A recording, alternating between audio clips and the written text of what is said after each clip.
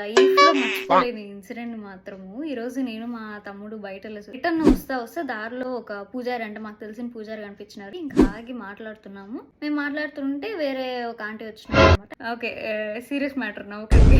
అంటే వాళ్ళ కొడుక్కి ఇంకా ఎంసెట్ ఎగ్జామ్ రాసాడు. మంచి ర్యాంక్ వచ్చిందంటే తన్ని ఏ కాలేజ్‌లో చేర్పిస్తే బాగుంటుంది అనేసి చెప్పి ఆ పూజారి అడిగింది.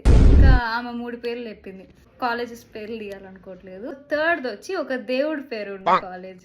ఆ పూజారి అనేసి 4-5 లెక్కలేదు వేసినాడు. లాస్ట్ లో దేవుడి పేరున్న కాలేజ్ పేరు చెప్పాడు. నాకు ఫీజులు ఎగిరిపోయింది ఆయన కాలేజ్ పేరు చెప్పినాక. ఎందుకంటే అదొక డొకోటా కాలేజ్, అసలు ప్లేస్మెంట్స్ ఉండవు, కాల్ సెంటర్ జాబ్లు వస్తాయి. ఆమె ఏంది వాళ్ళ కొడుకు ఫ్యూచర్ ని తీసుకుపోయి ఒక పూజారి చేతిలో పెట్టాంది. వాళ్ళ కొడుకు ఏ కాలేజ్ జాయిన్ అవ్వాలి అనేసి వాళ్ళ కొడుకుని అడగకుండా ప్లేస్మెంట్ ఉన్న కాలేజ్ ని పక్కన వేసేసి కాలేజ్ లో దేవుడి పేరు ఉంటే చాలు వాడు బాగుపడిపోతాడు.